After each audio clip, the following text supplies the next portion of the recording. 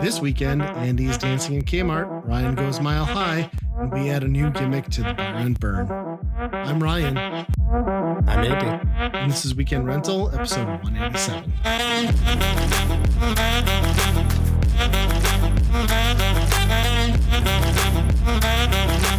All right, welcome back, everybody, to another episode of Weekend Rental. And, yeah, how you been, man? Anything happened in the last couple of weeks since our last recording? No, not really much at all. But I did hear that, they're still not selling edibles in North Dakota. So instead of driving over the border to Minnesota, you took a flight somewhere? Yeah, that was my driving factor. Was state legal THC. Yeah, so since we recorded last, I just got back yesterday actually. My wife and I celebrated our 17th wedding anniversary, and we always look for something to do to try and get away for like a day. And it just so happened that Frontier Airlines, I just looked one time and they were having round trip flights from Fargo to Denver for $62 a person, which, I mean, what are you going to do at that point? You're not going to drive much of anywhere for that cheap. So we just bought them and we winged it, and we went to Denver and flew out on a Saturday evening, spent all Sunday in the area and came back Monday. It was good. Big shout out, I got to say, I got to meet up with Arthur, Pocket Rocket Radio, who the two of us have probably been like putting twisted comments on each other's YouTube videos for like the last 8 or 9 years now. So it's like, it's really cool. Like one of my bucket list people, it's like, I technically, you could air quote, know this person. Well, have been internet friends. We've chatted plenty outside. We messaged each other, played some games online, PS4 or whatever, but to like get to see him in person was super cool. I messaged him and said, hey, I'm coming into town. Like, my wife will kill me if I hang out with you on our anniversary. But hey, if we happen to be in your area the night before and you like want to show up at a brewery and we're going to be there, like, let's do it. And he was down, which was super cool. So I felt a little bad. We flew in. Flight was slightly behind, not bad, like 10 minutes. But then the hotel shuttle was like an abomination. It took us like 40 minutes to get back to the hotel from the airport. And we were like as close to the airport as you could be. So he waited around like 40 minutes before we showed up. But yeah, we ran into him at a brewery, got to chat with him in person. It was pretty surreal and nice to like catch up with like this person you never like actually gotten to like shake their hand or whatever. And it was fun. So a big thank you to Arthur. And then while we were sitting there, like he's like, well, so what's your plan while you guys are in town? I was like, well, we don't really have one. My wife was like, well, yeah, we were thinking we'd just like go downtown. He's like, you're going downtown? We're like, well, yeah. He's like, he's like, maybe just stay away from like 16th. And I'm like, my wife's like, but that's where everything's at. That's where we'd be going. I'm like, why should we not be going down there? He's like, well, there's just like tons of homeless encampments and all this stuff. And I was like, oh, that sucks. Cause like, we've been here like 17 years ago and it was kind of cool down there. So we just figured we'd take the train. He's like, you're taking the train? I'm like, yeah. He's like, don't do that. He's like, there's Uber. I'm like, am I going to get stabbed in the train? He's like, well, no. He's like, well, yes, actually that happens. I'm like, okay, so don't go downtown. I'm going to die on the train. And then, so he recommends Boulder. He's like, just like go to Boulder. He's like, it's about the same distance as downtown. It's way more chill. Like I lived out there for a while and, it was a good recommendation. We got home, immediately started like Googling things, reading reviews. And it was like, yeah, I was like 3 people shot and killed in plain daylight, like a month ago. And then somebody else was shot over a robbery in Union Station like 2 weeks ago. I was like, but that's the train station we'd get in on. I was like, so we're kind of freaking out. I'm like, all right. And I don't mean to like disparage Denver. I'm sure it's safer than headlines would have you read. But when a local who's been there, like born and raised in the area, tells you maybe that's not the best idea, and then you start reading things, and you're like, okay, this is probably really not the best idea. I'm sure I'm sure most of Denver's great. I don't want to discourage anyone from going. But we made the decision to follow Arthur's advice and we went out to Boulder. So our Denver trip turned into like a Denver fly-in and day trip to Boulder. Boulder was really cool. It's up against the mountains, like 25 miles out of Denver proper. It feels a lot. It reminded me a lot of like Bozeman, where it's like a ski town sort of vibe. And he recommended we go to Pearl Street, which is kind of like the big shopping eatery area. And it was awesome. It was called the Pearl Street Mall. It was basically a walking street, kind of like you'd see over in European cities, like no traffic, cobblestone, just walk around, shops, restaurants, people everywhere. Really cool. Could tell pretty gentrified. Like, when you're in a town of like 100,000 people on like a 3-block strip, and there's like a Patagonia and like a Burton shop, and I don't know, like any shop you walked into, it was like, hey, do you want this like ultra light fall jacket for $465? Because we've got it. You know what I mean? Like, clearly not for me, but at the same time, the vibe was really cool. Super chill. Mountains were right in the background. We got to have a couple drinks. The weather was supposed to be just awful. And it was for the most part. And then it rained up until about noon. And we decided, like, well, there's a barcade. We'll go check that out. And it was down in like a basement. Oh, God, one of the worst barcades I've ever been to. Like fruit flies everywhere, like standing water on the floor. I don't want to judge anybody, but a guy that was probably like 48 came in to play pinball at one point, and he had a cardigan sweater on, jean shorts about 3 inches below his waist cut off, and then dress shoes and dress socks up to about his knees. And he just sat there playing pinball the entire time we were there. To each their own. I don't know in what context that's a good look, though. Not that that has any judgment on the establishment, but it didn't help. It didn't help at all. So it was like a really disgusting arcade. So we had like a tap beer and then like bounced. And then, but the beautiful thing, and the reason I mentioned that is we kind of went down there in this gloomy, shitty day, and we got out of there about 1. And for whatever reason, like clouds had cleared, things warmed up. It was like a blue sky day, 75 degrees.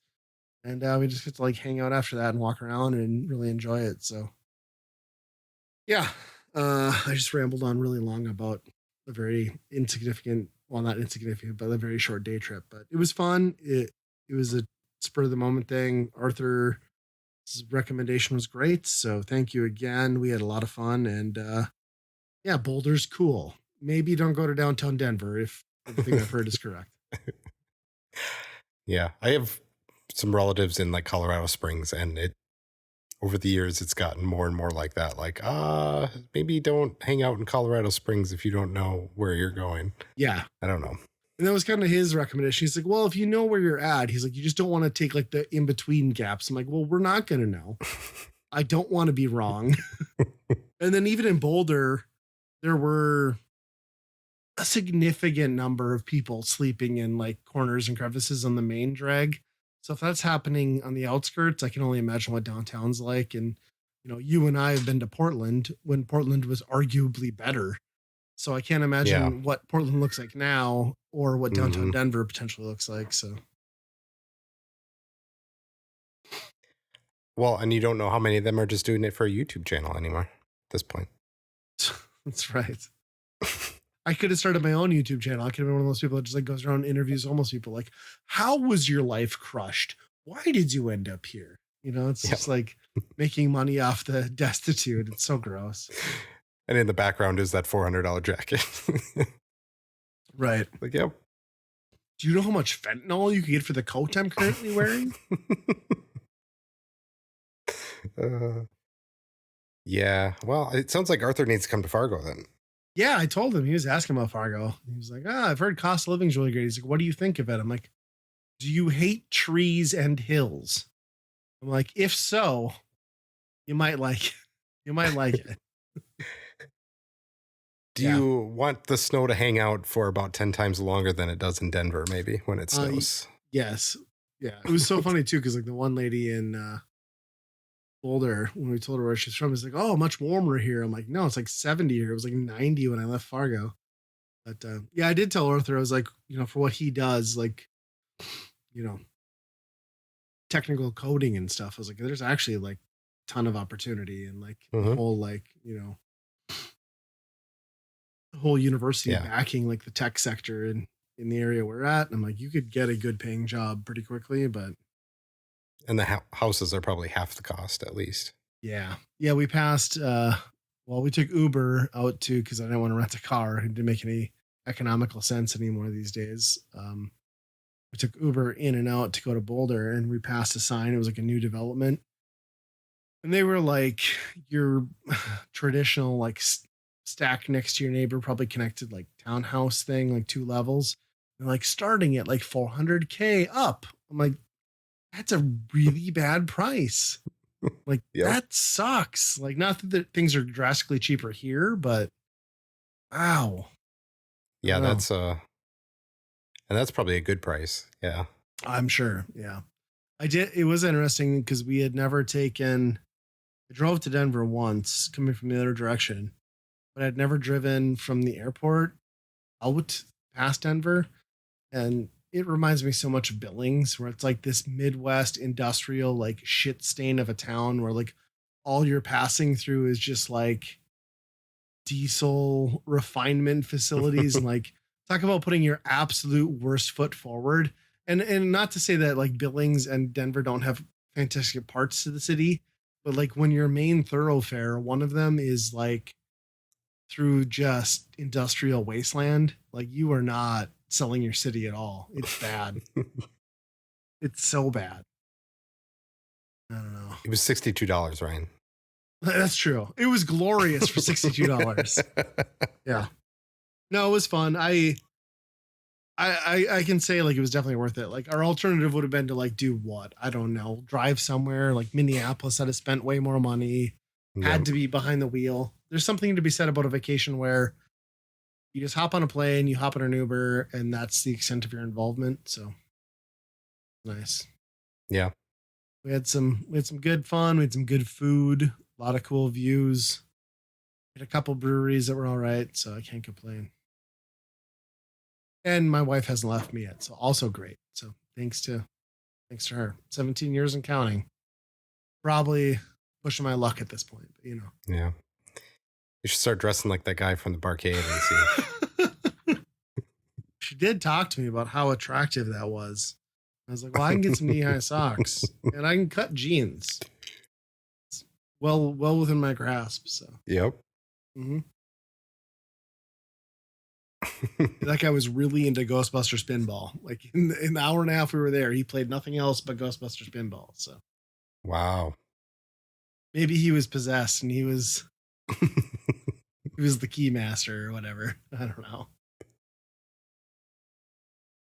Yeah. Huh. So what's been going on in your world then besides? Nothing that exciting. No? I stayed home, did hardly shit. I beat a video game. Oh. Me and my wife beat My Time in Sandrock, which is a Stardew Valley type of game. Yeah, I remember you mentioning that.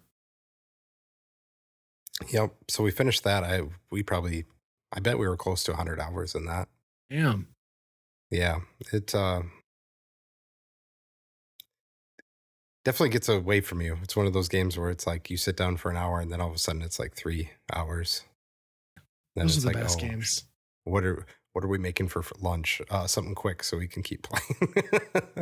So is this one of those things that's going to get like a DLC drop and you're going to get pulled back in later, or what do you think? I don't think so. Even the multiplayer is like, it's weird because it separates it from the main game.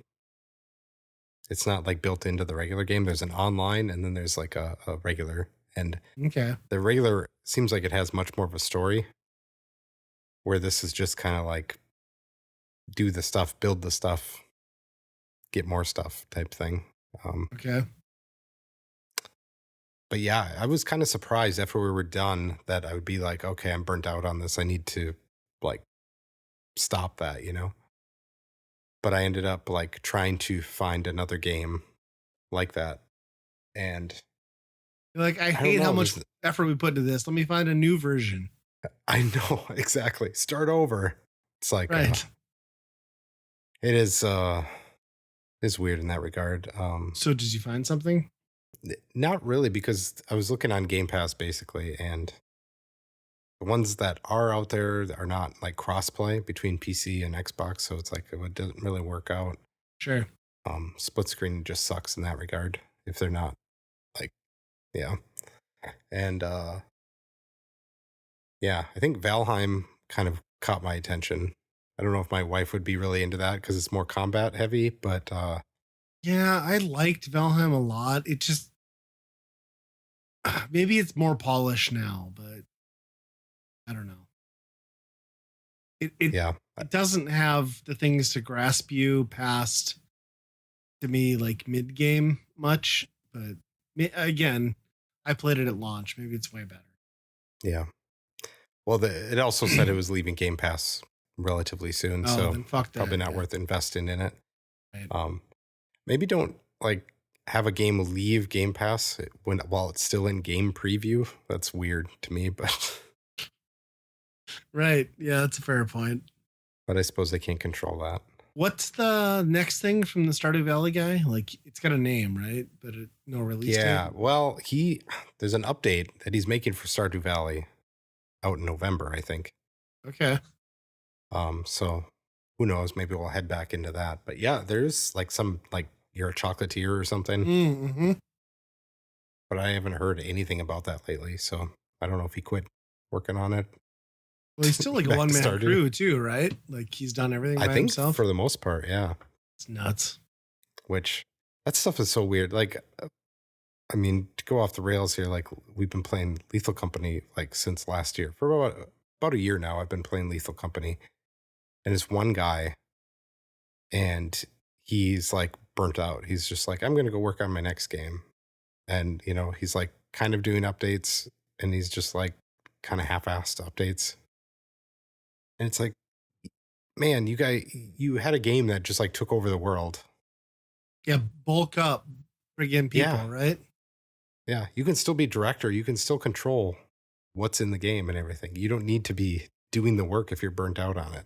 It's Yeah. it's crazy to squander that, I guess. But at the same time, maybe he's not, the sales have, slowed down to the point where, well, who's going to buy it now? I don't know. Yeah, like Lethal Company is one of those games where it's like you have to almost do that. Like if you're providing like a singular narrative or like single player open world sort of thing, like that's different. Like I feel like you have the time to capitalize on like the long game, but when you get something that hits and it hinges on multiplayer, you're not willing to like bring other people in and like keep it hot. I don't know Yeah. what you're doing, Yeah, and he's built so much stuff on the peripheral that it's like some sort of story, like an end game thing, which is not there yet. Yeah. So every time he makes an update, everybody's like, go down the chute, see what's down there. Is there anything new? It never is. And it's like, well, what? At least finish the game then, if you're going to say you're moving on to the next thing. I don't know. Yeah, it's it's too bad because everybody was talking about the game for a while. Sure. I still would like to try it. I should watch for a sale. Yeah. Yeah, it's fun. I'll play with you sometime. Yeah. Speaking of online multiplayer games that hit and scaled up quick, have you seen the news on Pal World? Yes. So Nintendo has finally pushed forward with a lawsuit. And it looks like they've realized that accusing them of theft on character design would have been like a legal black hole. So they've gone for what appears to be a suit based on proprietary, registered game mode. It seems like they're going after it's a patent the on like The patent on the catching, Pokeball. right? Yeah. Yeah. Because it seems like they learned that they were going to be in like legal hell with their other angle. Um, it's just funny to me that this took like 18 months. The player base on that game is tanked, and the developers have failed to live up to any promise to really bring people back. So why Nintendo is now choosing to squash something, it's almost like they're giving them an extra shot in the arm for a game that was pretty much dying and dead. Yeah. I don't know why. They Well, it was weird. Today, the PlayStation had a state of play, right? And one of their announcements, I didn't realize this, but apparently it was never on PlayStation yet. And that launched today. Oh. So they made a big deal out of it. However, did not release in Japan on PlayStation. Oh. So maybe they're like, we're not going to put any more of our money in that legal territory, I guess. I don't know. Yeah, that makes sense. I didn't even realize it was a state of play today. It makes sense for it to be on PlayStation, but yeah, it's a game that, you know, having both of us sunk good amount of time into, like, it very much paints itself into a corner within the first 30 hours. So, and I can't imagine that's changed at all. No, it was fun for what it was. I just don't know. Once you do the research track, what else is there? Because the Pokemon like battling stuff just was not like a real draw. Yeah, they almost needed to like layer in like other players, right? Like it's one thing to do like an online session and like you can join up with like 3 or 4 people, but if you're not rolling out into a world where people can like actively fight each other with like the monsters they've built up, yeah. you've failed to capitalize on like the most engaging potential element of that game. So yeah. How has there never been like a straight up like a pseudo at least Pokemon MMO? Right. Like since day one, that was like, oh, this is the logical thing, and nobody ever did it. Yeah, it almost seemed like they were trying to get there in the last few years, but yeah, couldn't quite pull it out. I mean, the hardware is one thing too, but yeah, it's like that's the ultimate and draw. Game Freak, who's just sucks as a developer, but yeah, it's funny though because like it wasn't surprising to me at all that this lawsuit had finally like come to fruition. It just surprised me that they did it now because my takeaway was like, who still gives a shit? You know what I mean? Yeah.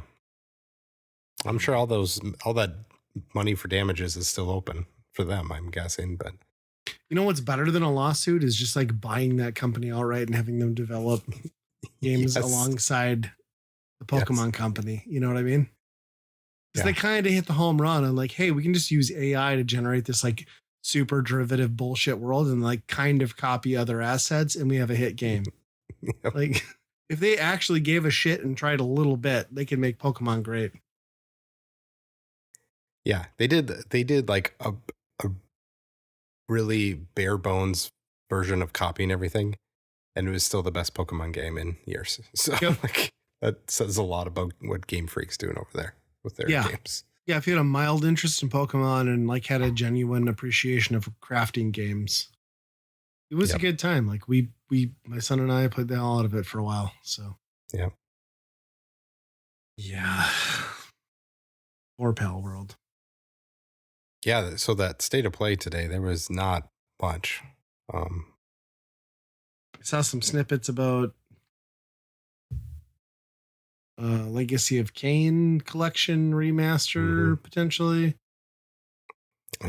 Yeah, there's a Lunar collection. They're redoing Lunar games, which was funny because those came out and then all of the big RPG people were just bitching because it's the PlayStation 1 versions and not the Sega CD ones. And it's like, it's a PlayStation game. What do you think? Right. Who was buying? Yeah, right. I agree. But that's going to be a limited run bullshit thing. I'm sure of that which is going to suck. But, and yeah, the big thing out of that was they're making another like Ghost of Tsushima sequel. And that actually, like, that was the first thing that actually looked, obviously it's pre-rendered, probably not like on the hardware, but it definitely looked like, okay, this is above what, even the PS5 was looking like, Okay. So I'm sure they were showing only the PlayStation 5 Pro version. Yeah. With dick melt technology. I think my favorite tweet today was that they had Mark Cerny on this thing talking about the power of the PlayStation 5 Pro. And which, like, holy shit, they even remastered the PS4 or the PS5 Pro announcement. It's like, yep, they've remastered everything. Including the first Horizon is coming to PS5. And it's like, hasn't this been out? And it came with a patch. It came with a Pro patch. Yeah. I thought this came out for PS5 already. Apparently not. They're just remastering everything. I love that Sony likes to think that Horizon is a fucking thing. Like, it's such a thing. We're making a Lego version of it. Like, yeah. Horizon was fine. The sequel proved that prettier Zelda with a shallower gameplay mechanic and boring open world was not, I don't know. My stance, everyone's entitled to their own opinion. I thought that series was mid at best. Like, having played through the whole thing, I put 30 some hours into it. I played through all Breath of the Wild too. Like, I know I didn't explore every facet of Horizon. There's just not much of a game under there. It's a graphics thing. It's not a, and you could say storytelling, the lore. Yeah. Right. But as far as like, do I want to revisit that? Am I engaged? No. Right. I was engaged enough to see it through. Yeah. The second one sounds like it was a lot more drawn out too. Yeah. I just bought the second one like earlier this summer. I got a clearance like day one copy for like $10 and I'll probably play through it, like just mainline it, but I don't know. Yeah. It's just wild that they don't, that they don't have any games for it. They're just remastering things over and over and over again. And it's like, you put them out on the PC and you're just making PC games, but you're selling it 3 different times. Right. Based on whatever graphics card the thing has. It's weird. Yeah. And then I was like seeing some people like reposting like release dates of like February 28th for some of the games. Like, well, February 28th, that's going to be the Switch 2 release date because those games are coming out on that day. I'm like, that's fucking dumb. Like, do you think Yakuza and Monster Hunter Wilds coming out on that same day means that the Switch comes out then? Like, not a fucking chance. Yeah, I don't think so. I don't know. They did show Monster Hunter. That looked pretty all right. Excited. Well, I'm ready to chalk up our obligatory 50 hours with you. And then completely abandon the end game. Yeah. What? This opens up to a whole new tier of pain. Like, I had fun. Let's shut it off. Yeah. The whole trailer is about a story of like this. They thought this like monster was extinct, which already it's like, you're a monster hunter. Like, why are we going out to kill the one thing that we thought was extinct? Which is kind of weird. The whole point is the fact that the monster exists. Right. Yeah. But I was looking at that monster. I'm like, I'm never going to see that thing. That's going to be like the end game thing that I'm never going to get to. Yeah. We put so much time into Worlds, like to the point where I think you and I were probably almost expansion ready, but like dusting that off to get back in there was like such a hard undertaking, and I couldn't convince anyone to do it. And realistically, we would have fallen off in like the first 3 hours, but yeah, those games are so good. I'm excited for this one. Hopefully it will be on, like, I just hope like it's cross-platform on everything. Like, let's just open it up, like PC, PlayStation, Xbox, whatever the Switch gets, make it, fill those servers. Like, that's always the hardest part. Like, let's just fill the servers with like good people. Yep. And if you're going to do random drops, just give me the percentage. Just tell me, hey, if Right. you're going to, don't just say, oh, this thing drops this. And then you have to grind it 10 times and you don't even know how often it drops it. And I'd also like them to bring back the whole campfire roasting meat mechanic. Like, I know it's dumb, but I just really want to like hear that jingle while I'm like toasting meat on a skewer and like trying to time it. There's something very satisfying about that mechanic that they left alone like after 3. There was fishing in this one, maybe? Yeah, fishing's been kind of maybe fishing's been out of it for a while, but fishing was a staple prior to Worlds. Okay. And then you could cook your own meat on skewers and stuff. Like you like literally to prep for hunts, you had to go out into an area, cook your meat in game, and then like abandon a mission and come back and like take your meat because I don't know. It was I get why they eliminated it. It was an extra layer of like grinding, but so satisfying. I don't know. And then the cat said there's money to be made, and then they started making restaurants instead. So you just eat there. I mean, I can't argue with those adorable cat animations too that I watched every fucking time because I could. Yep. Yeah. There's something about a chef cat with an eye patch that just gets me every time. Yeah. Well, if we're talking about PlayStation news, we might as well talk about somewhat reputable news, supposedly from a trusted leaker who leaked the PS5 Pro stuff very accurately to the day. Has now come out and like released stuff for the Switch successor, as far as hardware specs, which had been out there before, but then like some 3D printed and imaged design specs of the console, which seemed to disprove the theory that it was going to be dual screen. This is, if true, appearing to be a slight upgrade screen-wise size to the OLED, and the controller seems to be virtually the same and relying on the purported magnet lock-in interface system. But other than that,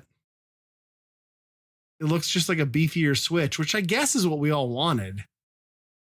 It's just kind of like the boring, safe way to go, which again, not mad about, like it, but I don't know. It is a weird feeling, isn't it? Because you're expecting some Nintendo like out of left field thing every time that something's going to be like, wow, okay, I want something to shit on immediately. Right. Because Nintendo's given me that ever since Super Nintendo. I was expecting the jelly bean buttons to come back from the GameCube where it's like, you want 4 buttons? Fuck you. Here's a giant one and 3 beans. You know what I mean? I don't know. It does seem like the very un-Nintendo thing to do, but also that fucking console prints money. Like, I'm sure they're not stupid enough to realize that like they're in a unique situation, and they really are the unique console in that space, minus the Steam Deck and these other like, you know, Asus and whatever, like not really penetrating devices. So it kind of makes sense for them to hold the course in this case, because I think they're still living up to their Nintendo, like, we do everything differently, you know? Yeah, it just kind of sucks that you do have those other things, and, you know, Microsoft might be making one of these things, and now they're just kind of like all becoming the same. When the Switch came out, it seemed like such a, wow, this is a left field thing too. And now it just seems like, well, that's just a whole line of product. Like that's another appliance in the house, you know, that everybody has. Yeah. I was a little sad to see the purported like 256 internal memory. It's like, okay, well, throw away 15 gigs of that for whatever the operating system is, and then we're left with jack shit, right? Because this thing is supposedly, I mean, it's roughly spec-wise on par with like a PlayStation 4, which is very adequate. You know what I mean? Like that's more than enough for a portable, but that means the games are probably like big AAA non-Nintendo games are going to be, I don't know, with downloads, 150 gigs downloadable content. Right. So you're getting like not a lot out of that. And then what's the storage going to be? Are we going to get SD cards again? Because if it's higher textures, does a micro SD have the speed to transmit that for gameplay? And if the answer to that is no, then what is the other solution? Because Nintendo doesn't typically do proprietary. So what are we looking at in that? You know what I Yeah, mean? yeah, that's I don't know like the piracy scene, but I would imagine like the SD card stuff is like the Not entry great. point for that Right. stuff. So Right. I would imagine that they're like, if we can do away with that, that'd No, be but it's great. okay If we, now. They've eliminated the slide on rails for the Joy-Con. So you can't just like stick a toothpick in there anymore and like hack it. It's fine. Don't worry, Andy. that's true. Yeah. Yeah, it's huh. That almost leaves you with what? USB-C 3? Is that the best option? And that's not an attractive option for a portable. No, no, that wouldn't be good. I don't think. Not to read a game from, unless they're going to go with like you can only run games off internal and then you're constantly juggling and back and forth thing. But that's not. And maybe they've got some sort of like read system and like buffering built in to deal with that. It seems a little short-sighted for Nintendo to think about that, but at the same time, I could also see them not thinking about that because they've notoriously developed games on their current console that like clock in at like 10. Like what was Breath of the Wild? Like stupidly small, right? Like Yeah, under 20 gigabytes for like this huge game. So yeah. I can understand Which them makes you not wonder, fathoming how another developer couldn't adhere to that. You know what I mean? right? It makes you wonder how much time development costs that they have into optimizing that stuff down to that amount. Yeah. You know. Well, and if you've got a good optimization method, why aren't you sharing it with your third-party developers? You know what I mean? Mm-hmm. You don't have to hand over the keys to the kingdom, but what are the Yeah. tricks that make that work? And really, I guess there probably aren't tricks. It's just, if you're EA, you've got 85 gigs of 4K textures for a game you already developed on another platform. Why are you going to scale it down? You know what I mean? I don't know. You should watch that Dragon Age trailer today. It Yeah. looked like a remastered like Xbox 360 game. So I don't know what they're doing over there. It might It's just not be the good. art that they were just like the art style, but it did not look good at all. Mm. I thought. I'm surprised they're still working on that. It seemed like a series they forgot about. BioWare, remember? We make games. Yeah. Yeah. Yeah, I'm curious on the Switch successor. By all accounts, I think it's safe to say that we'll probably get an announcement this year with the console first quarter of next. And I only say that because I know their fiscal year ends in March, right? For Nintendo. So Yeah. they typically like to go out with a bang. And if you're going to drop this thing in March, it's going to print money. The way, these leaks come out, they're making them right now, Right. Yeah, I've never bought a Nintendo console or really any console day one, but the Switch 2 or whatever it's going to be will probably be that one for me because it's got to be backwards compatible, right? Yeah, it has to be. Right. Yeah, I really want it to be. I'm sure they're really contemplating now, like that whole like MIG switch thing and like the MIG dumper, but I don't know. Yeah. To keep people in an ecosystem. Yeah. It's a winning formula. You know what I mean? Yeah. It is a bummer that it isn't a little bit more powerful because, in another 3 years, it's really going to, all of a sudden, you got a new generation again. And then, right. Now we're back again to this again. Because, yeah, everything would point to that they can't upscale to HDR 4K, even on a dock, given everything that we know so far or allegedly know. So, yeah, that is a little rough. Especially for me, because I'm a person who, I guess, for whatever reason, I played through the entirety of Tears of the Kingdom on the handheld, and I think it's only because I got the OLED with it. But other than that, I don't play undocked, so it will hold back my experience pretty well. Yeah. And I know I'm not probably like the normal use case, but no, but you're not playing third-party games on it anyway. Like I Yeah, I can't guess remember that's the true. last one. It's been indie games and Nintendo games. That's about it. Yeah, you're right. I have Game Pass for everything else Hmm. for now, anyway. Until Yeah. Microsoft folds. I wonder if it's even gonna just, it's almost like a pro model at this point. It's not even. It's so Yeah, you're little of right. an upgrade that. Yeah, if they don't make any hardware revisions, what's the last time they did that? 3DS, and Mhm. that didn't go well. They'll market it better. I can't say that this will go better for sure, but Yeah. yeah. Hopefully they don't name it New Switch and then have like Oh God, that new all those moniker. I did that shenanigans was unbelievable. That's as bad as the series line of consoles. Yeah. Yeah. Yeah, it'll be interesting. I'm very much looking forward to the very strong fall that we have coming in for the Switch. Obviously, we got Zelda coming out by the time this episode goes live, which Mhm. I'm very much looking forward to. The Luigi and Mario, the Donkey Kong Country, the Mario Party. It's gonna be a big year. Did you see that story that this Zelda was originally being developed as a Zelda maker? That's Yeah, really interesting. yeah. I I could read see some why of that. they got to the point where like, yeah, this maybe is too much to work into a game, so let's turn it Yeah. into something else. Yeah, it's pretty cool. And I saw like some of it was like potential ideas that they wanted to build and bolt on to tiers even and couldn't. And yeah, I I think that's gonna be my game of the fall for sure. Like that's gonna Mhm. be the one to pick up and sink time into. I don't play games like I used to, but I'll make time for that one. So Yeah, that'll be a good one. you can play more VR, it looks like. Oh my gosh. Okay, yeah. So there's a couple apps in the Quest, which I've been playing a decent amount since I just recently got it, and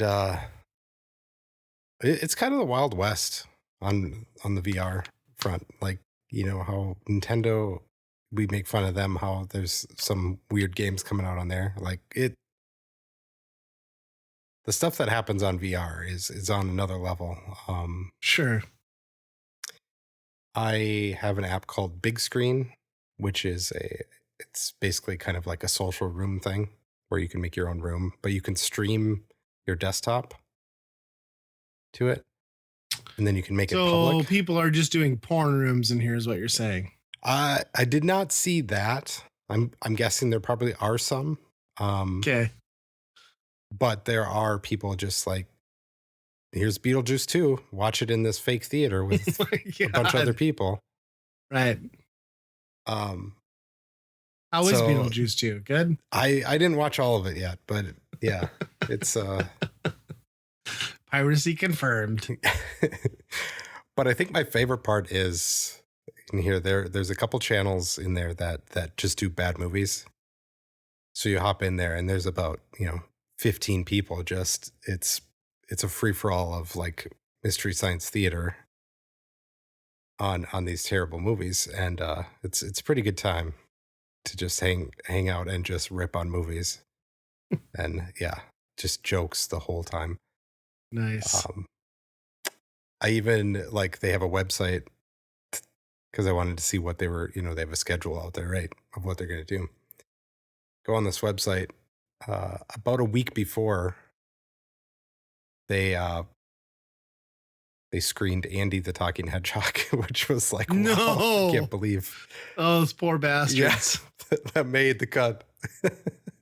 God, it's too bad I'm you like, couldn't yep, join these are that my one. people. Just analyze like the I weird, know. like psychotic father who wants to fucking bang his teenage daughter's friend. Oh God. I want you to Yeah. create a room now and So just show like my old shitty YouTube videos from like start to finish. And just like have everyone dunk on me. Yeah. I'm just gonna put that Christmas one where you just touch each other's nipples on On loop. repeat, like it just runs all day, like 8 hours of that. Yep. Yes. Yep. It's great. So that one's pretty interesting, and The other one I have is VR Chat, which is a little bit more well known. That's also a pretty wild place because it's just like the avatars are just like stuff that you can make an avatar out of anything basically. Yeah. And some of them are just hilarious.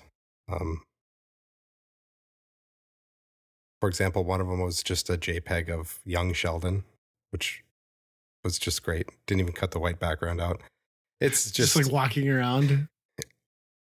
Yeah, just a flat image of young Sheldon. It was pretty great. Nice. It's the ultimate form of like virtual people watching. And then some of them are like, it's also like a big furry subculture thing, I think. Oh, I don't know. I went into one room and it was like a bunch of beds that people were cuddling in, and I'm like, okay, this is not where I want to be. What does anyone get out of cuddling in VR? Where is the intimacy there? I don't understand it. I don't know. Jesus Christ. I don't know. But I did go to the promised land in there where somebody, I think I talked about this a while ago that I saw this, and I finally made the trek. They have a Kmart fully like mapped out exactly like how a real Kmart was. Sad, empty, and unstaffed. Yeah, so you go in there and it's amazing. Like they have the signage, they have everything. Just walking around Kmart, like you go to the video game section and it's like GameCube games and PS2 games, and like the real covers, and it's like, wow, this is amazing. Missing the smell of instant regret, though. Yeah. Well, it's funny. Like that's gonna be. But then I went historical preservation because the last Kmart in America in was it New York State is closing in October now. So yeah, that's what I heard too. Yeah. It's officially gone. This will be the last Kmart. So did you go in and act as a shopper then in this game and then bring stuff to the register? Were people still playing it to that extent, or? No, I couldn't really suss out that. There is like a layaway system or something in there, and they were doing like a sale on it was Earth, Wind and Fire Day because it was the September song or whatever. So they were doing a sale in Kmart for that. But I don't know exactly how it worked. The funny thing is, I showed Amanda the next day and everything was different in there. They wiped out a whole section and it was completely empty. And they had a DJ stand up and a set. And then it was just blue lights everywhere, because of the blue light special thing. And just rocking out music. All the TVs had the music video of the song that was playing. It was, they're having a good time. Who's putting the work into this? Yeah, I don't get it. Why? They're having a great. Yep. One of the guy's avatars was the blue light. He's walking around as just the blue light. How many people are in this space? Probably around 10 people on average when I've been. I mean, that's way too many. And most of them are people you don't want to talk to. I mean, they're the pinball guy in online form, I think. Sure. I would say. But I'm there too, so nice. I guess I'm one of them too. So it continues to be the less PC version of Rec Room, is what you're saying. It has held on to that title. Yes. It is. It's a weird place to be. Tell my kids they're not allowed on that one. Yeah, 100%. Yes, right.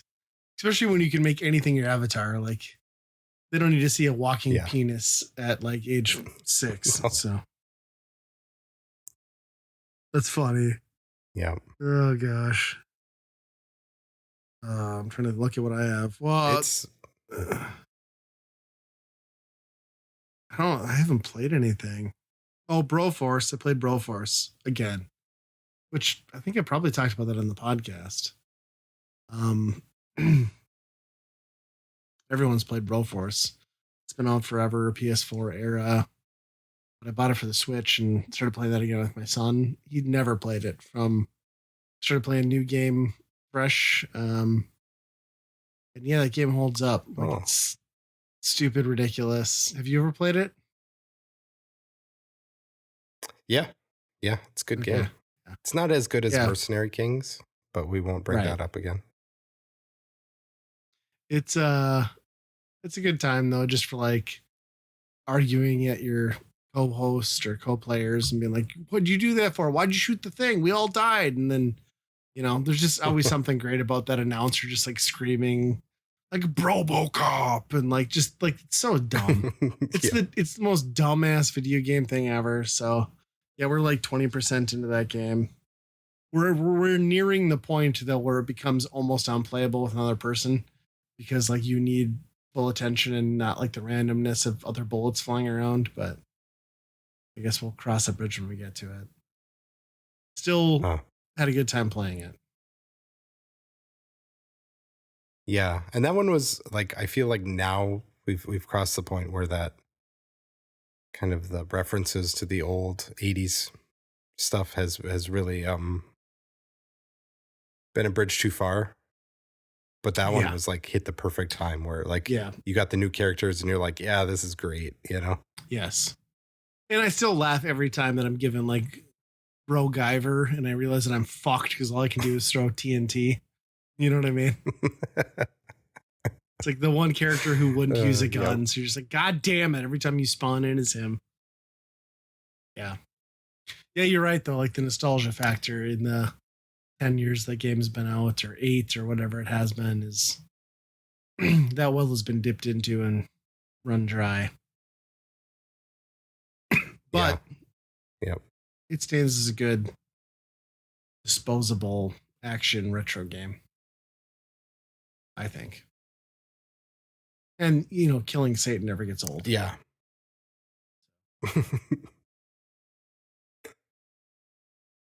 Proforce. Oh, you got one more on here. Quiet Place. Oh, you got one more too. You got Mud Runner. You been playing that? Oh yeah. Well, that's just there's a Game Pass game called Expeditions, and it's made by the Mud Runner people. Yeah. Those always looked like cool games from afar, and this one is more like Jeeps doing rock climbing shit, which was a little bit more interesting to me. Talk about that. Than just like digging into mud. But yeah, I think it's all right. It's pretty fun. But it's one of those that it's like it's very purposeful. You got to take things slow. Like it's kind of a trying to do a simulation of that, and sometimes that's goes awry pretty quickly, and you're just fucked. It was more frustration than fun. I have a lot of fun with it. It just when you get the ones where you're like, oh, I rolled my thing. I don't have any tools to fix myself. I went how far? I ran out of gas. It's like kind of wasted an hour doing this type of thing. That part really sucks. But the actual gameplay, I like, I guess. But I'll have to check that out. I've looked at those Mud Runner games a few times too and just never played them. So yeah, my last one was just I watched Quiet Place Day One, which is like the new entry in that series. So for anyone who hasn't seen Quiet Place or Quiet Place 2, it's aliens come down in a meteor and they survive on sound. Like they don't have any vision or anything. So everyone has to be super quiet. So you're basically watching like a silent film, horror film. This one kind of pitched itself as like a prequel, which I always thought was kind of funny because in the first Quiet Place, they show the impact, at least to those people where they're at. They show the meteor coming down. They show kind of the initial aftermath and how it starts to unfold. And then they choose to jump into the future a few months. But this film is like, no, we're going to show you what happened on day one, which they already kind of did. But this is like presumably on Long Island. And I don't know. It kind of like seems like they squandered the premise in the way that like Fear the Walking Dead kind of blew it. It's like, we already kind of know how we got here. So now you're just doing the same thing. Not to say this is a bad movie. I just wouldn't say it adds anything to the lore or dynamic. Other than they point out at some point that these things can't swim, and like salvation is through getting onto boats, which okay, that's Aliens good who to know. don't But I've like already water. right, but it's like I've already seen the other two films, so I know that that's not going to work out. So what are we doing here? You know what I mean? It's like, well, it might work out for those people, but still everyone else is continually fucked. So I don't know. It was fine. It was more the thing. The only thing that really bothered me was the main character you follow has a pet cat that she just will not like let go for the life of her, even if it puts her life in danger. And this cat goes the entire like hour and 30 minutes of this film without making a sound or meowing once, which anyone who owns a cat knows that they're complete and utter assholes. And the first thing they would do is meow and be annoying little pieces of shit and get you killed. So shenanigans on this film for a mute cat, because that doesn't exist. So Yep. Screw that. Cats would be all be dead, I think. You know what I would do first thing? I was like, I need a distraction because that thing's coming to eat me. I would hawk my cat 40 yards in the other direction. Sacrifice well made. You know what I mean? So Yep. It wasn't going to be quiet. There's no such thing. Exactly. Yeah. Those things. Now that there's been many shows that kind of have like, a big disaster, zombie apocalypse or, something like that. They make a very good first episode of a TV show, and then you go from there. Movies, it's too much to pack into a movie, I think, to really have that, and then also like any type of story with an arc or resolution to it, right? Yeah. In a movie where I felt at least they very much established the initial impact. Like it didn't seem like this film needed to exist, but again, not going to say it's bad. I just think it's like another version of that. You can watch any of them as far as I'm concerned. Maybe don't watch the second one without having seen the first or the third, but interchangeable. I don't know. It was fine. It scared the crap out of my daughter. She's like, oh, I'm scared now. I was like, well, I don't think you have to worry about meteors coming down with like blind sound seeking aliens anytime soon. So we're probably fine. Now, if it looks like pink jelly, then you got a problem. Oh boy, that's a problem. It's a real problem. Join our Patreon to find out about that. Well, should we get on to staff picks? Yeah. All right, I'll let you go first. Surprise, mine's a VR game. I was trying to decide if this was an actual movie in the Jurassic Park franchise or not. And I was like, I'm not sure. Who knows anymore, right? There's so many. Yeah. No, this is a Jurassic Park Aftermath, which was a VR game where you're stuck at, Jurassic World. Your helicopter crashes and you have to navigate your butt. all the different areas of Jurassic Park. It's mostly just like the offices and like labs and stuff like that. So it really doesn't get into like out in the park very much. First person? Yeah, first person, kind of doing a lot of the, things that you do in a VR where it's like switches and like levers and stuff like that and that type of manual stuff. But I'll say this has, free movement, and it's one of the few games that I didn't get like I could play for a decent amount of time and did not feel like clammy and sick. So I don't know what they're doing that, however they developed this. It's kind of got like a cell shaded cartoony graphics to it. I don't know if that has something to do with it. So maybe things are more flat. I don't know. But it did not make me sick. I played about, I think it's a 7-hour game, something like that. Oh, wow. So yeah, it's a decent amount. You go to a lot of different areas. I thought it was pretty good for those type of games. However, it does get a little bit repetitive because most of the areas are like, oh, the raptors are here, hide under the desk. The famous scene from, they can open doors, but they can't see you under the desk, So it does turn into a lot of that, but the ones that you do are treated to, the T-Rex level or the ones that spit at you. They're Yeah. they're Newman dinosaurs. Yes. right. That one's kind of horrifying because you're basically in the dark and you just have a flashlight, so wherever you're pointing, you can see. And they're just all in the vent systems, and if you don't like hear them and like shine the flashlight at them, then they'll spit at you, and then you have to go find water to wash your face off of. So it's a little horrifying. There's a few sections in that game where it's like, okay, this is actually not a campy experience. It's a kind of more of a horror level of threat. Sounds pretty good. I mean, the length is pretty impressive too. Like for the space, like it seems like you cap out in a narrative game like that in VR within like 2 to 3 hours. So it's pretty cool. And they got Jeff Goldblum to do some lines. Nice. You could tell he was just like reading lines without any context of like what he was talking about. They just sitting at home on like Google Meets, like reading off of a spreadsheet. Yeah. It's funny. There's probably like, I picture like how he talks. Like they just have like music notes where it's just like, this is where you inflect up. And then this is how you talk like this, Did you ever watch his, was it like on Max or Prime, whatever his series was? It's like Jeff Goldblum, I forget, like investigates. Oh yeah, I watched that.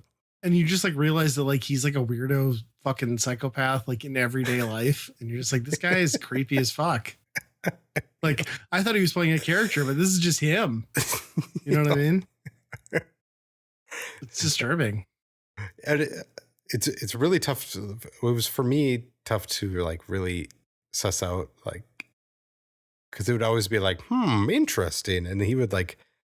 But like, I couldn't tell if he was actually interested or if it was just like something that he would just say to be like, space. You know what I mean? Yeah. Like, is he just able to bullshit talk as if he's interested into things really well? Just because of the way he speaks? I don't know. Yeah, I don't know. He's such a freak of a human. It's interesting.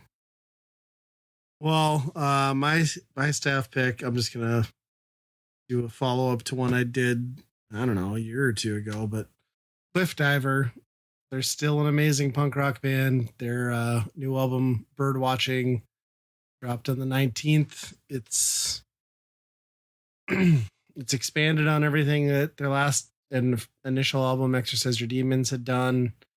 It's there's some stuff in there that will remind you of Blink. There's some hardcore stuff. It opens up with a like chorus, like gang vocals, like sing along piece. It's a fantastic record, and there's no reason that these guys are still like in the underground of the punk scene. Not the punk is like on top, although you could argue with Blink-182, maybe they are, or maybe it is, but this feels very much like a band that should be on everyone's radar, and this album might get them there. And if you liked their last one, this is going to make you very happy. So even if you haven't heard the last one, I recommend you go listen to Cliff Diver and listen to whatever they have out there, because it's all good. So, jeez, I didn't know that. I listened to their last one like 100 times. That album is amazing. It is so good. It's tremendous. Yeah, the New Vegas Bomb. Does this like one have every time? Oh yeah, that's a great song. Does it still have like a lot of sax in it? Yeah, it's still in there. It's not like I mean, it's on par. Like it feels less like, I think this might partially be a ska band, and it's just like also a band that has like some saxophone. Yeah. They've kind of branched out in logical ways on this one, and like the production's a lot different. They've really like broken up some of the songs to like very female vocal, like Brie heavy, or I think Joey's the other guy heavy, but then there's still like some of the back and forth, like heavy vocals, and like, I don't know. It's the same kind of stuff of like adulting, but feel like you're failing, like just trying to get through the day, but like in a really upbeat, relatable sort of way that makes them continue to be the very, I think, special band that they are. And I don't know, they deserve more love because they're fucking incredible. Yeah. And I'm still waiting on my vinyl to show up. It hasn't shipped yet. So. Oh. Yeah, talk about a band that actually gained something by adding a female vocalists. Yeah. Okay. Yeah, So for looking sure. for What other band are you referencing? I don't know what you're talking about. Yeah. Yeah, she adds a lot to the band. Like, that dynamic is so good. There's honestly, like, if these guys existed in like 2002, they'd be all over everything, you know. But I mean, that scene is gone, but I don't know, there's just something about them where they like are doing just enough to like push the genre but stay true to what it kind of is. I don't know. Is like, to me, they are the new wave of pop punk or whatever this is. And it just bums me out that they don't have like 400,000 monthly listeners on Spotify, but I hope they get there. But it's hard to even really describe like exactly what sets them apart either. Right. It is, you know? But once you listen to them, you immediately know. Yeah. You're like, this is special. Like, you know what I mean? Yeah. And it makes you feel good. Like, how much music makes you feel good anymore? Like, almost nothing. So, yeah. Do the song names still? Yes, they're still ridiculous. Okay. I think the opening track is like something like 30 flirty and something. I don't know. I forget. But like, yeah, it's still all insane, which I love. Like, I love that a pop punk band like went with like 2006 metalcore like track naming conventions. Like, there's just something great. Nothing to do with anything. Yeah, it's awesome. So, yeah, Cliff Diver is still great. Birdwatching is out. Go on to Spotify, listen to any of their shit, but I highly recommend listening to Birdwatching. So, stupid name for an album, but it's still a great album.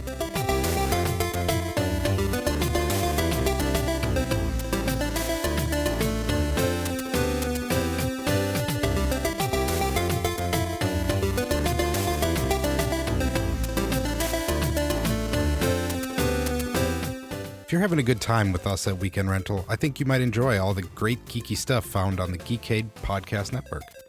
They've got podcasts about games, music, movies, and more. Plus, if you order off their secret menu, also known as the Geekade Patreon, you just might find an exclusive movie podcast hosted by Ryan and myself. Check it out over at geekade.com.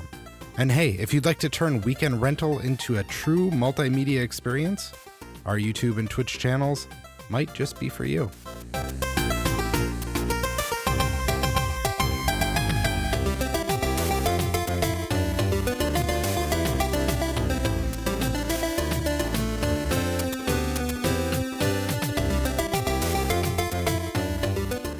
So, I'll do the spiel. If you're not familiar, the Weekend Rental, it's a game we play for a given system.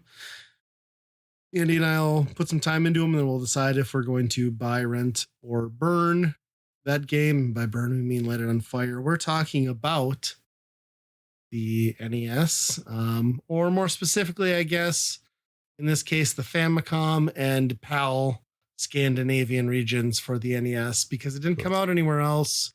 I played a prototype. Apparently, You did play a prototype. What I played, but so yes, we were talking about Gimmick, or in Scandinavia, Mr. Gimmick. It has been kind of pushed into the limelight more recently because of the limited run deluxe version. It's also just been building buzz over the last decade about what a hidden gem it's been on the NES. And it's a platforming game.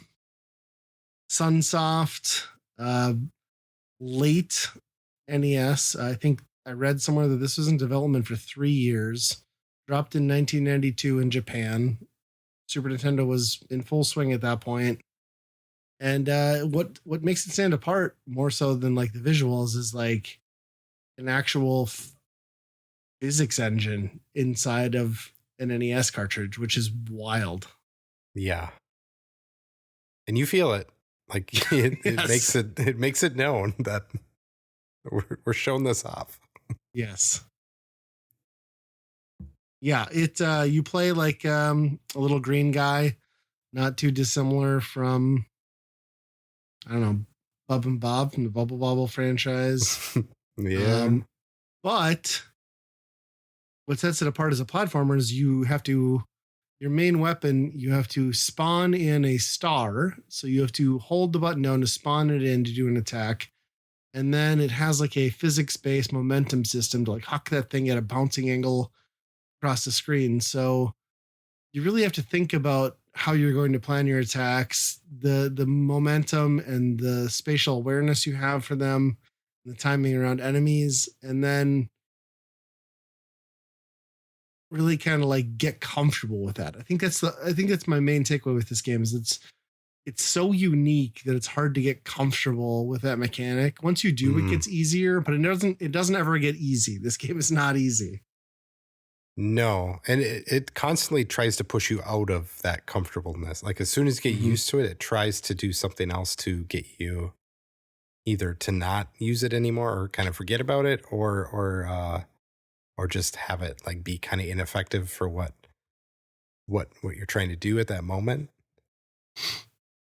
Yes. Or sometimes, like get to a secret spot and just go nuts trying to do it, and you can't get the right angle or whatever. Yeah, which is an interesting mechanic, where the weapon is weapon, self-defense, but it's also traversal. Like you can hop off of it. You can have it carry you up to ledges, which is part of like getting to the cool hidden areas of these levels. But like, holy shit, is it like pixel precise on what you need to do and understand to get to these places? And in a lot of cases, you don't have time to think about them. And you come to like forced timing based platforming sections where, dude, it would be like frustrating in a normal game, but it is just like crippling in some senses with what they expected out of the player in this game. Right. Because it's once you throw that star, it's moving. Like it's tough to catch, like to even like it's basically like trying to like do a landing with a spaceship or something, like trying to match the right angle and speed to land on that thing, because it's really tough. Yeah. And I just never got used to that part. And what would you say? It takes about a second to generate that star. Yeah. The thing the projectile that you throw. And then 2 to 3 seconds once you've thrown it for it to dissipate and allow you to respawn one. So it's not like you can spam it. You don't get a second chance right away. It's very deliberate. Yeah. You're only allowed one on the screen, and you throw it pretty much straight down. I mean, it kind of has near the same angle as like a Mario Fireball, I would say, but it does not bounce the same way. It kind of goes all over the place. You know what it reminds me of a lot is Super Mario Land, the bounce angle of the fire projectile, just with gravity added to arc it back down. You know what I mean? Yep. It is kind of like that way, yeah. And it's tough to account for when you're trying to figure out a pattern of a boss and be in the right spot, and constantly it's like, well, I thought I did it right this way. And, so much a lot of stuff varies in this game, which I think is the real difficulty of this game to me. Yeah. Yeah, I agree. Like it's it's very unique in the library, and it's also very boundary pushing. Like in the visuals are very good. There's a lot happening on screen. There's background animations. It doesn't have scrolling, which I think was probably a technical constraint given everything else they were pushing. Like it's screen to screen, which is never my favorite. Like obviously I know like the Mega Mans and everything out there, but those things are always like not my favorite compared to like a Mario. But yeah, there's something about that mechanic, and just like no matter how much you play it, it just feels like you can't quite get your hands around it. And then but it's such a good game in spite of that. Like, I mean, I shouldn't even say in spite of that. Like, I'm sure there's people that can like master this. Like when we were kids and you get good at an NES game, you'd probably have it down. But I think the thing that really like holds this game back is it's got the hallmarks of like greatness everywhere else. And I guess maybe this isn't a real complaint either, other than it was just a fact of the era, is that this game, which is seemingly otherwise straightforward for the most part, is just dead set on fucking destroying your soul at each and every boss encounter in this game. From level 1 to well, level 2 is the worst, but all of them are just awful, awful experiences where you're just Yep. frustrated beyond all belief. Yeah, and it the traversal in the main level reminds me somewhat of Mega Man. Yes. They also do like the instant deaths, like, oh, you should have known that this was going to kill you. What? Yeah, Yes. Every time they have a chance, once a level, they take that opportunity to just dupe you as a player. you're right. But at least in Mega Man, I always thought once you got to the boss, if you know what you're doing and you know the pattern, you know what you're using, it's a breeze. You got it. Mm-hmm. It's in the bag. If you know how to do it, this game is the complete opposite. You go to that boss and it's just the Wild West. Nothing's working the same way that you think it should, or the way it even did on the last attempt. Sometimes Right. there's a lot of variables in the boss patterns, I would say, and yeah, it really throws you. I still don't know what you're supposed to do for the first boss. Well, the first boss and the second boss, especially, like I just didn't Yeah. get it. Like when we live streamed it on our Twitch channel, like thank God we were emulating it and you had that rewind button because I don't think we'd have seen anything past the first level of that game. You know what I No. mean?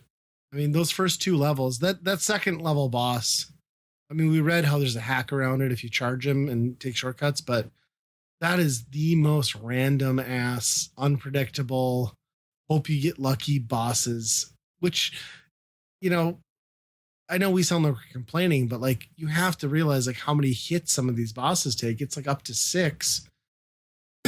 And when you are cornered on a single screen, have nowhere to go, and there's not a reliable enemy attack jump or attack pattern, and you've got your only usable weapon for defense takes a second to spawn in, and you have to hope you get that angle right off the bounce. That is madness. Absolute madness. Yep.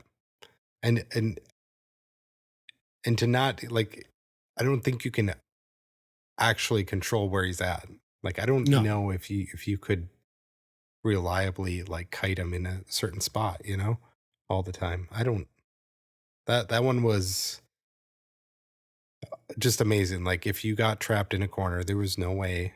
I mean, it was half the screen. If you got on if he crossed into the other half of the screen, you were dead. There was nothing you could do. It was just, it's wild. Yeah, watching you play that, I was just like, no way. Like, I'd have given up like so many attempts ago. But yeah, that when and it's sad because like once you push through that, those next bosses were frustrating, but they were much more manageable and had somewhat of a pattern up until the one that we called it quits on. That one was ridiculous too. The thing that sucks though is like we sound like we're shitting on this game pretty hard. It's great. And it is. It's very difficult for what it is. But even that boss, like you were saying, if you can rush that level, if you can really speed through that level, that boss is just like sleeping and you just kick him over the edge, right? Yeah, like you don't even have to fight him. One shot death. Like that is cool shit I've ever heard in an NES game. And yeah, but on the flip side, it's like, well, you didn't do that, so fuck you. Yeah, well, yeah, it's just so frustrating because it's like how many people never got to see anything beyond that first level or second level for an otherwise like really inventive. And don't get me wrong, there is complete and utter bullshit in segments of the later levels, but nothing compared to that. I still, like we've talked about in the stream, I don't know how without rewind and the base set of lives you would progress. Like you'd have to be so willing to just memorize this thing. I mean, I guess the PAL version got the difficulty setting selector. In Scandinavia, the 50 hertz is already easier, so that's true. Yeah, but the Japan one was just like, no, this is the flavor you get. So yeah, it's pretty brutal, and at the same time, it's a technical masterpiece, kind of, because I mean, even just the stuff that they throw you. There's a section early on in the first level where they give you a nice little tube down in the ocean. You see Yes. all these fish. It's just amazing that you're just walking through this. The only point of this is to show off how cool this is in this setting that they made. And then the very next thing is like a little platform on a crane that if once it goes past the halfway point, it just drops the crane. And And you you were die. supposed to know that it was going to do that. So it's one of those games where it's like one screen you're like, wow, this is amazing. The next screen, shit. Yeah. It's pretty wild. It's wild in the ways that it like amazes you if you're familiar with like the limitations of the NES.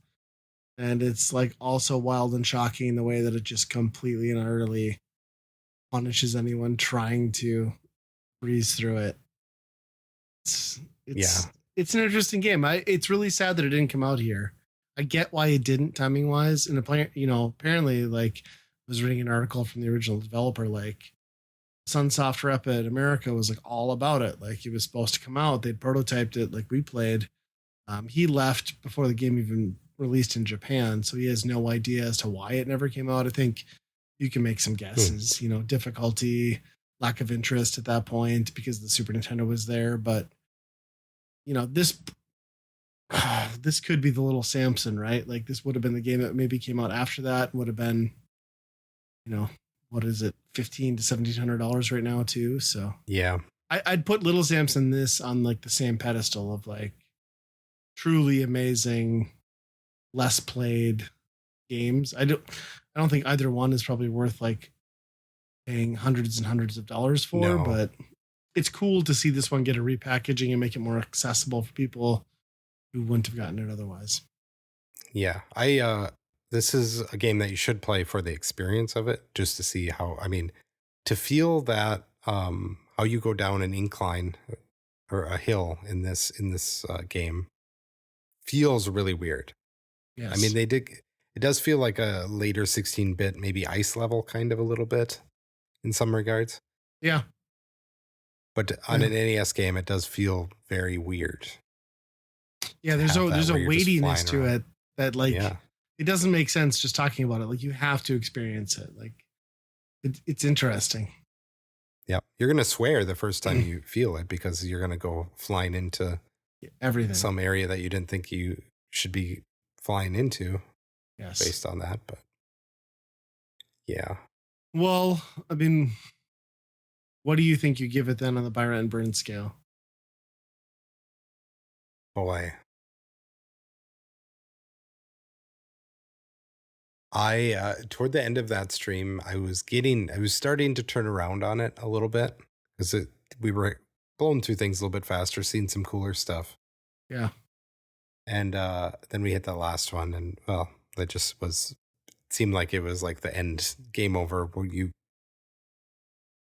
can't rent this game, you have to own it, type of thing. One of those things, right? And there were parts where I would say I could say this is a buy, but there was too much stuff dragging you down that I think that, unlike Little Samson, where I would play for fun over and over, I think this one is try it a couple times, you see some of the cool stuff and you get it. So I think I got to go rent. Even though it's wild because there's some really good stuff I'd say buy, and there's some really stuff that's burn. This is not just a middling game. It's a very wide spectrum, I think. Yeah. Well, and to your point, like I think,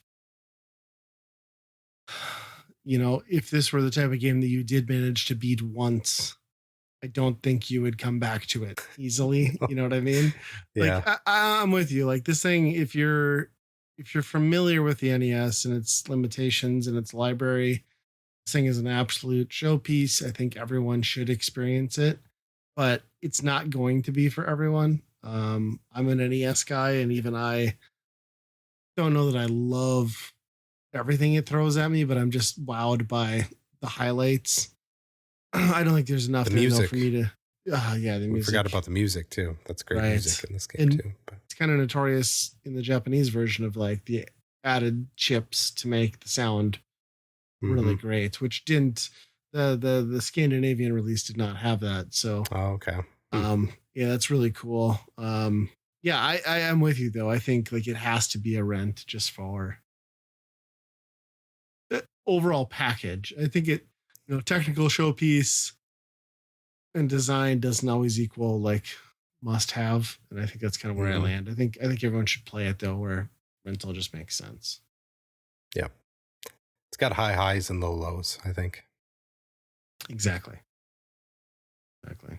And with that, I guess it's another Byron Byrne in the books and another It episode in the is. books. It is. They are making a sequel to this game. And it's already out. So is it out? It's Okay. out.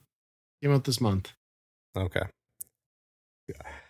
You would think that we were timing this because of the clickbait, but we had no idea. I had no idea. So No, I didn't realize. I knew it was getting a sequel. I guess I kind of forgot about it, and I just happened to grab it on clearance sale. So yeah. the first one. I haven't played the second one yet. I hear great things. Chris from Stone Age Gamer says Gimmick 2 is very good. It's been developed out of a Scandinavian game dev with no ties or affiliation to the original team or anything. So I'm not They sure. should have went with like Dr. Gimmick or, something to one up the Mister part, but he's moved up the social ladder now, huh? Professor Gimmick. Yeah, we stream these games sometimes, like Gimmick. I don't know if I would recommend watching our replay of this. There's a lot of rewind, and honestly, I'm not sure how this video encoded. It's probably pretty rough. We'll see what it looks like on YouTube, but it's probably not. You can kind of get the gist of it the first time we went at it straight, but once we started doing the rewinding, it kind of becomes a little messy. Yeah, that second level death loop was hard for me to watch at the time we were doing it, so I can't imagine revisiting it as a spectator. Yeah. But that's over at twitch.tv/weekendrental. We're at weekendrentalpodcast@gmail.com. We're on the Twitter. So send us a message if you want to. Ask us, what the safe streets are in Fargo. We know about that, maybe. What parts of Fargo not to visit. All of it but downtown. How about that? Yep. And don't cross over to Moorhead because, as we've learned, it's a third world country, according to Mr. Wonderful. So. Yep. Stay on the one side of the river. Yep. But yeah, that'll do it this week. So till next time, be kind, rewind. Bananas.